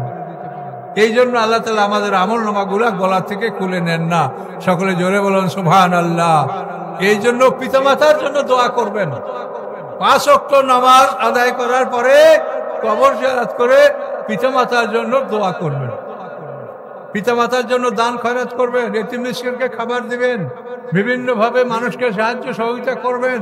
এই জন্য এই আমলনামাগুলি যদি তাদের জন্য, যেটা আপনি নফল ইবাদত, যেটা আল্লাহর কাছে যদি নিয়াত করেন যে আমি ইবাদতটা আমার মায়ের জন্য, বাবার জন্য, এই সবটা আমি দান করতে চাই, আল্লাহ ইচ্ছা করলে সেটা তাদের আমলনামায় আল্লাহ জমা করে দিতে পারেন। এই জন্য আমলনামাটা গলায় থাকে, এটা খোলা হবে না। আমলনামা খোলা হবে যখন আল্লাহ তাআলা হাসরের ময়দানে বিচারের মাঠে বিচারের জন্য বসবেন, তখন ফেরেশতারা গলার থেকে আমলনামা খুলে হাতে নিবে আর মানুষটাকে হাঁকায়া নেবে।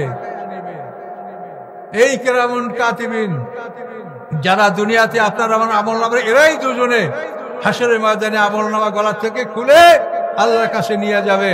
হাজা মা লাদাইয়া আতীদ, এই আল্লাহ আপনার বান্দা আর এই আমলনামা। যেরকম পেশকার বিচারকের সামনে ফাইল ফুটাফ করে, ওইভাবে আমাদের সেই কিরামান কাতিবিন ফেরেশতা যারা দুনিয়াতে আমল লিখেছে, তারা আমাদের আমলনামা এবং আমাদেরকে গলা থেকে খুলে আমলনামা, এবং মানুষ একজনে সায়কুমা শাহিদ, একজনে হাঁকাই নিয়ে যাবে আর একজন হবে সাক্ষী।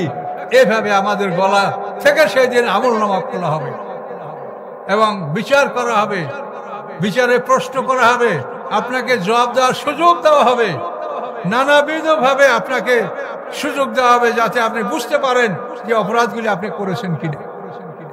এটা না বুঝেই আপনাকে আল্লাহ তাআলা শাস্তি দিবেন না। এই জন্য 50,000 বছরের সমান আল্লাহ তাআলা একটা দিনে বিচার করবেন। এগুলি সব কোরআনে বিস্তারিত বর্ণনা। এই জন্য মানুষের উচিত যে আমরা পরকালকে বিশ্বাস করে সেইভাবে আমরা জীবনের কার্যক্রমগুলি আমরা পরিচালনার জন্য আমরা করি। সম্মানিত সুধী, অবশ্যই আমাদের বিচার হবে। আপনারা ভেবে দেখেন, আমাদের নবী মুহাম্মদ সাল্লাল্লাহু আলাইহি সাল্লাম তিনি জন্মের 6 মাস আগে তার পিতা মারা গেছে, 6 বছর বয়সে মা মারা গেছে, 8 বছর বয়সে দাদা মারা গেছে। এরপরে তিনি আবু তালেবের গৃহে তার চাচার গৃহে লালিত পালিত হয়েছেন। 40 বছর বয়সে নবুয়ত লাভ করেছেন। এরপরে 53 বছর বয়সে হিজরত করেছেন। হিজরত করার 6 মাস পরে যুদ্ধের অনুমতি আসছে। 18 মাস পরে বদরের যুদ্ধ হয়েছে। এই সময়ের মধ্যে আল্লাহ রসুল মানে 8.5 বছর, 10 বছরে 1.5 বছর গেল, 8.5 বছরে আল্লাহ রসুল 85টা যুদ্ধ করেছেন। এত কষ্ট করে একটা মানুষ তার জীবনটাকে শেষ করেছেন।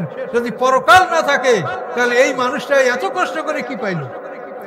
কাজে পরকাল আছে, জান্নাতে তার জন্য সর্বশ্রেষ্ঠ বাড়ি ওসিলা, যেই বাড়ির নাম মাকামে মাহমুদের সম্মানীয় স্থানের নাম, এগুলি আল্লাহ তাআলা আল্লাহ রসুলকে দান করবেন।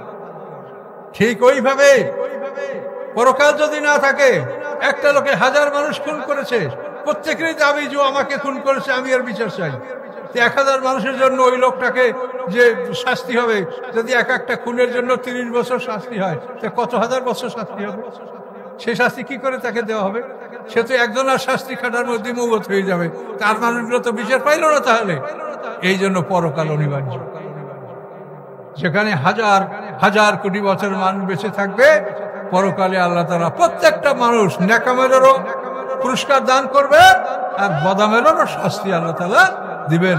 কাজে এই জন্য আমাদের আল্লাহ তাআলা তার মহাশক্তির কথা বারবার বলেন যে আমি আমার ক্ষমতার কথা দেখো, যে এই মহাবিশ্বটা শূন্যের উপরে ভাসমান। এত বড় পৃথিবীটা কিভাবে আপনি চিন্তা করতে পারেন যে এটা শূন্যের উপরে কেমনে রাখে? এটার নিচে কিছু আছে? আপনি বোরিং করেন, 8000 মাইল ছিদ্র করে ওপাশে ওঠেন, এই আকাশ এই পৃথিবী দেখতে পাবেন। এই পৃথিবীর উপর নিচে কিচ্ছু নাই, শূন্যের উপরে এগুলো চলে যাচ্ছে। ঘন্টায় 43,200 মাইল বেগে এই পৃথিবী উড়ে বেড়াচ্ছে। এবং শুধু পৃথিবী নয়, আপনাদের চোখের সামনে যা কিছু দেখতে পাচ্ছেন, আকুল্লুন ফি ফালাকিন ইয়াসবাহুন। আল্লাহ বলেন কোরআন পাকে, সব কিছু আকাশে এগুলি উঠছে, শূন্যে আকাশে এগুলি ঝুলন্ত সাসপেন্ডেড অবস্থায়। এবং এগুলি শূন্যে থাকার একমাত্র যেটা আমরা দেখতে পাচ্ছি সেটা হলো শক্তি, চলার গতি। আপনি যদি আমি এটা ছুঁড়ে মারি, এটার পিছনে যতক্ষণ শক্তি থাকবে নিচে পড়বে না, উপরেই থাকবে। শক্তি শেষ হয়ে যাবে, নিচে পড়বে। এই যে পৃথিবীটা চলছে, এই চলার কারণে এটা শূন্য অবস্থান করছে। এইভাবে সমস্ত গ্রহ নক্ষত্র যা কিছু আমরা দেখতে পাচ্ছি সবগুলি গতিশীল, চলমান। এই চলার কারণে শূন্যের উপরে এগুলি ভাসমান রয়েছে এবং সবকিছু আল্লাহর হুকুমের উপরে এগুলি ভাসমান রয়েছে। কাজে আল্লাহর কুদরত সম্পর্কে যদি আপনি জানতে পারেন, তাহলে আপনার ঈমান মজবুত হবে। আপনি পরকাল বিশ্বাস করবেন, আল্লাহ যে শাস্তি দেওয়ার ক্ষমতা রাখেন তা বিশ্বাস করবেন, আল্লাহ যে আপনাকে জান্নাত দেওয়ার ক্ষমতা রাখেন তা আপনি বিশ্বাস করবেন।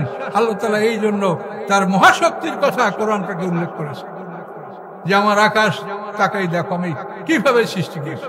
তুমি দেখো, তুমি দেখো এই আকাশ পৃথিবী আমি কিভাবে সৃষ্টি করেছি। তুমি তাকায় দেখো এই সমুদ্র কোন ফায়াকুন, আমি বলেছি হওয়াই হয়ে গেছে। এই সমুদ্র কি মানুষের পক্ষে খনন করা সম্ভব? বলেন তো, কথার জবাব দেন। সমুদ্র কি মানুষে খনন করতে পারে? সমুদ্রের মাঝখান থেকে এক ঝুড়ি মাটি কিনারে আনতে কয় বছর সময় লাগবে? এই সমুদ্র মানুষে খনন করে নাই। আল্লাহ বলেন কোন হও তো হয়ে গেছে। হিমালয় পর্বত, ওই পাথর, একটা পাথর কি মানুষেরা ওই চূড়ে উঠাতে পারে এমন ক্ষমতা মানুষের আছে? কাজে এই হিমালয় পর্বতের মতো আরো কত শত সহস্র পাহাড় আল্লাহ তাআলা নিজে সৃষ্টি করেছে। কোন ফেয়াকুনে সৃষ্টি হয়েছে? কাজে এই মহাশক্তির মালিক আল্লাহ তাআলা, তাকে আপনি বিশ্বাস করেন না যে আপনাকে জীবিত করতে পারবে? আপনি কোন সাহসে অন্যায় করেন, আপনাকে ধরে পাকড়াও করে আপনাকে তিলে তিলে বিচার করা হবে। কে হিমালয় পর্বত নির্মাণ করেছে? কে আমাজন জঙ্গল সৃষ্টি করেছে? কে ভারত মহাসাগর, প্রশান্ত মহাসাগর, আটলান্টিক মহাসাগর সৃষ্টি করেছে? বলো, একমাত্র আল্লাহ, যিনি কুন ফায়াকুন, তিনি বলেন যে আমি যদি বলি হও হয়ে যায়। তার এই কুন ফায়াকুনের মাধ্যমেই মহাবিশ্ব সৃষ্টি হয়েছে। সকলে জোরে বলুন সুবহানাল্লাহ। তুমি এই 3.5 হাত মানুষ মনে করছো যে তুমি অন্যায় করে এড়িয়ে যাবে, তুমি জুলুম করে এড়িয়ে যাবে, তুমি অত্যাচার করে পালাতে পারবে, এটা তুমি মনে করছো? এটা তোমার বোকামি। কচ্ছিন কালেও তুমি পালাতে পারবে না। আমি তোমাকে পাকড়াও করে আমি তিলে তিলে আমি ন্যায় বিচার করে ছাড়বো। কাজেই সাবধান, আপনারা কি অন্যায় করেন না, পরকালকে বিশ্বাস করেন, আল্লাহর প্রতিশ্রুতি সত্য। এইভাবে আল্লাহ তাআলা হাসরের ময়দানে সমস্ত মানুষ একত্রিত করবেন। দ্বিতীয় সিংহার ফুৎকারে পরে ওই সময় কি হবে? আল্লাহ তাআলা বিচারের সিংহাসন নিয়ে আসবেন 70 বছর পর। এই 70 বছরের মধ্যে আমরা মাঠে বড় হব, আমাদেরকে পোশাক দেওয়া হবে, হাউজে কাউসারের পানি পান করানো হবে, এবং আল্লাহর ওই যে জগৎ সৃষ্টি হয়েছে, ওই জগতে এই পৃথিবীর সূর্য থাকবে না। আল্লাহর নূরের আলোকে ওই জমিনটা আলোকিত হবে। কোরআন পাকে আল্লাহ পরিষ্কার বলেছেন, ও আশরাকাতিল আরদু বিনূরি রাব্বিহা, আল্লাহর নূরের আলোকে হাসরের ময়দানটা আলোকিত হবে। সূর্যের আলো থাকবে না। এই পৃথিবীর সূর্যটাকে ধ্বংস করে দেওয়া হবে। এ তো বলেই দিয়েছে আল্লাহ তাআলা যে সূর্য চন্দ্র ধ্বংস হবে সব। তারপর যখন আল্লাহ তাআলা বিচারের জন্য নামবেন, তখন 7 পৃথিবী আল্লাহর বাম হাতে, 7 আকাশ আল্লাহর ডান হাতে ভাঁজ করা থাকবে। কাজে সপ্ত আকাশ যখন 7 আকাশ যখন আল্লাহর ডান হাতে ভাঁজ করা, কাজে সেই আকাশের মধ্যে চন্দ্র, সূর্য, গ্রহ, নক্ষত্র কোনোটারই কোনো অস্তিত্ব থাকবে না। কাজে সবকিছু আল্লাহ নূতন করে সৃষ্টি করবেন। এই পৃথিবীর কোনো জিনিস পরকালের জন্য আল্লাহ ব্যবহার করবেন। আল্লাহ তাআলা বিচারের সিংহাসনে আসবেন। কি এক ভয়ঙ্কর কথা! সম্মানিত সুধী, আল্লাহ রসুলের অনুরোধে আল্লাহ তাআলা বিচার মাঠে আসার জন্য রাজি হবেন। এটা বিরাট আলোচনার বিষয়। এগুলো আপনারা জানেন যে মানুষেরা আদম আলাইহিস যাবে, মুসা আলাইহিস যাবে, ইব্রাহিমের কাছে যাবে। কেউ বলবে যে না, আমরা আল্লাহর কাছে অনুরোধ করতে পারবো না। শেষ পর্যন্ত মুহাম্মদ সাল্লাল্লাহু আলাইহি ওয়াসাল্লামের কাছে আইসে যখন বলবে, তখন তিনি আল্লাহর কাছে অনুমতি সেজদা করবেন। আল্লাহ তাআলা তার দোয়া কবুল করবেন, তিনি বিচারের মাঠে আসতে রাজি হবেন। তো এই আল্লাহ যখন বিচারের মাঠে আসবেন, এই খবরটা হয়ে যাবে মাঠে যে হ্যাঁ, আল্লাহ বিচারের মাঠে আসার জন্য ঘোষণা করেছে। এই সংবাদ শুনে সবাই আশান্বিত, তাকেই থাকবে আকাশের দিক, আল্লাহ কেমন করে আসেন। তো কোরআন পাকে আল্লাহ তাআলা বলেন, ইয়াউমা তাশাক্কাকুস সামাউ বিল গামামি ওয়া নুজিলাল মালাইকাতু তানজিলা, সেদিন আকাশ ফেটে মেঘ বের হয়ে আসবে। আকাশ ফেটে মেঘ বের হয়ে আসবে, সেই মেঘের মধ্যে থাকবে ফেরেশতা। একে একে সপ্ত আকাশ ফেটে যাবে, তার ভিতর থেকে গামাম মানে মেঘ, ইয়াউমা তাশাক্কাকুস সামাউ বিল গামামি ওয়া নুজিলাল মালাইকাতু তানজিলা, এবং ব্যাপক হারে ফেরেশতা নাযিল হবে। মানুষেরা বলবে, হে ফেরেশতারা তোমরা কত? বলে, এই পৃথিবীতে, এই জমিনে যত মানুষ আমরা তত। তোমাদের সাথে আল্লাহ আসে? যে আল্লাহ আসেন নাই। এরপরে দ্বিতীয়বার আবার আকাশ ফাটবে, আবার ফেরেশতা আসবে। এবার ফেরেশতার সংখ্যা হবে প্রথমবারের দ্বিগুণ।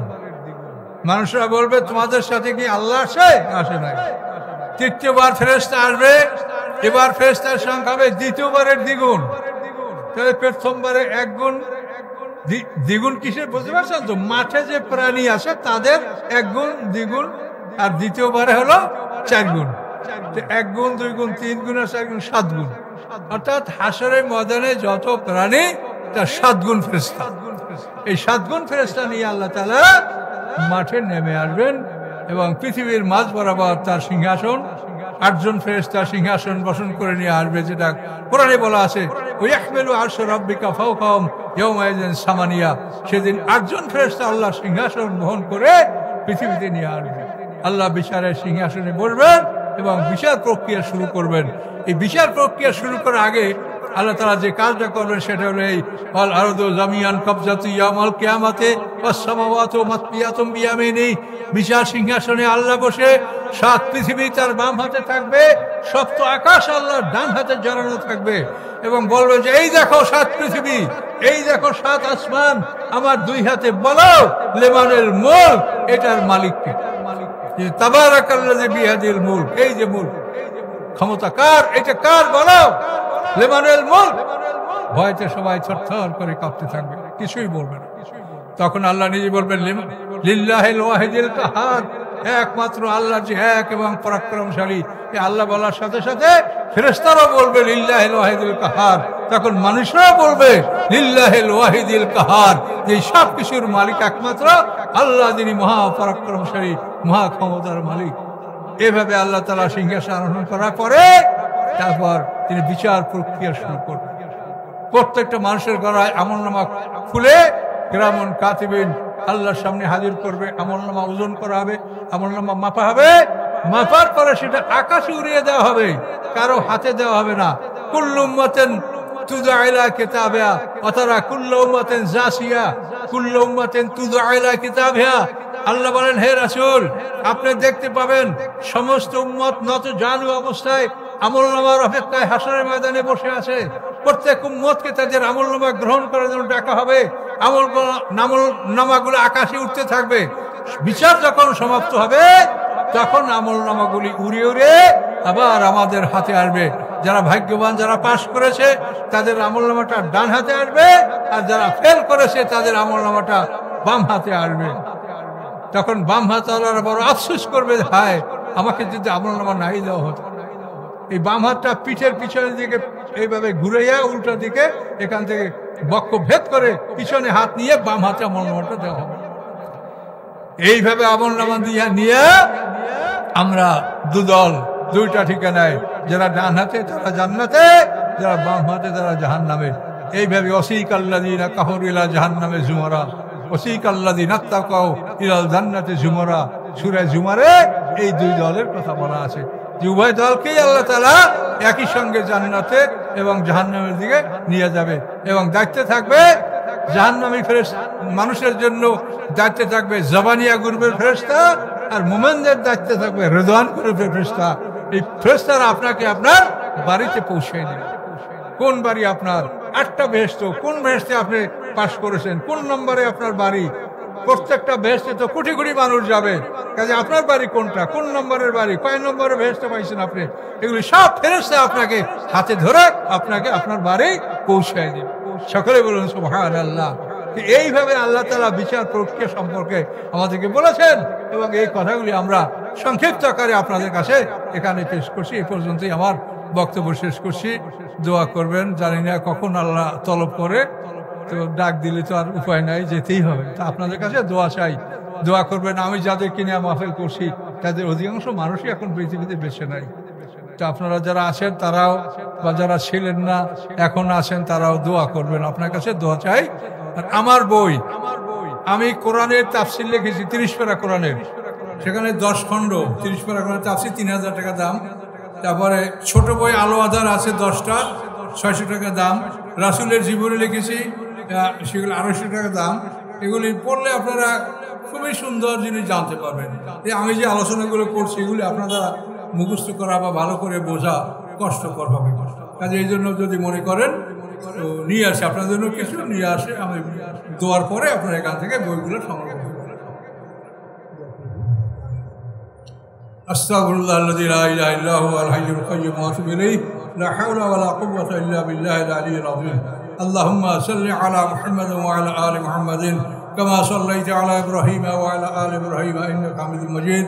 আল্লাহুম্মা বারিক আলা মুহাম্মাদিন ওয়া আলা আলি মুহাম্মাদিন কামা বারাকতা আলা ইব্রাহিম ওয়া আলা আলি ইব্রাহিম ইন্নাকা হামিদুম মাজিদ। আল্লাহুম্মা আমিন। ইয়া রাব্বুল আলামিন। আল্লাহ, আমরা গুনাহগার বান্দা, আল্লাহ যারা আপনার এই কোরআন মজলিসে অংশগ্রহণ করেছে, আল্লাহ সবাইকে আপনি কবুল করুন। আল্লাহ, আমাদের মধ্যে ন্যাক মত ভালো মন্দ সবই আছে, কিন্তু আল্লাহ আপনি কবুল রহিম, আপনি দয়াময়, আপনি আমাদের সবাইকে কবুল করেন, সবাইকে কবুল করুন। এই তাফসির মাহফিলকে আপনি কবুল করুন। সামনে আরও একদিন তাফসির হবে, আল্লাহ তাআলা সুন্দর সুষ্ঠুভাবে যেন এই কাজ সম্পন্ন হয়, আল্লাহ ব্যবস্থাপনা আপনাদের সুবর্দ করলাম। আল্লাহ আপনি সকলের গুনাহ মাফ করে সকলকে কবুল করুন। ইমানের সহিত সকলকে বেঁচে থাকার তৌফিক দিন, ইমানের সহিত পৃথিবী থেকে বিদায় হওয়ার তৌফিক দিন। আল্লাহ সকলের দিলের ন্যাক মাকসুদ পুরো করে দিন।